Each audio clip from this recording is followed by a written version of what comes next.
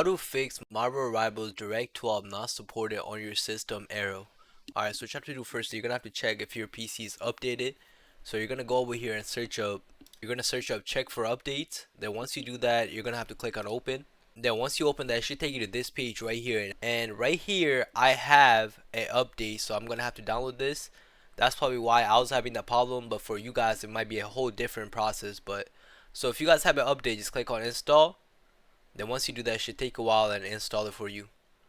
Sometimes it's going to be really fast, like I'm already done, or it's going to be a little bit slower, it doesn't matter. Then once you do that, you're going to get out of settings. You're going to go back onto search again.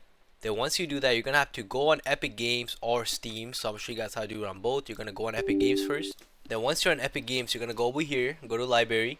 Then once you're in library, you're going to have to click on the three dots on Marvel Rivals. Then once you do that, you're going to have to click on manage. Then once you click on manage, you have to click on verify.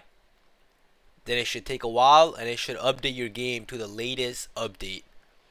So what verifying does is basically updates your game to the latest one, so you have all the glitches, all the problems basically gonna go away once you do this.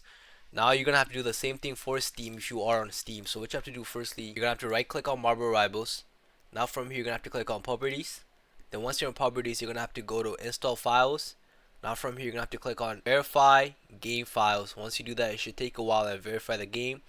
What this is doing, like I said, for Epic Games and Steam, is the same thing. This is basically updating your games to the latest one, so all the glitches and stuff you have, you're not gonna have those problems no more. Then once you do that, if your problem is still not fixed, you're gonna have to go back here, go back to search again.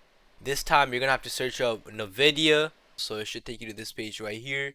Now from here you're gonna have to check for updates right here. So as you guys can see, my game is not up to date because I have another update right here ready to install. So just click on reinstall, click on yes.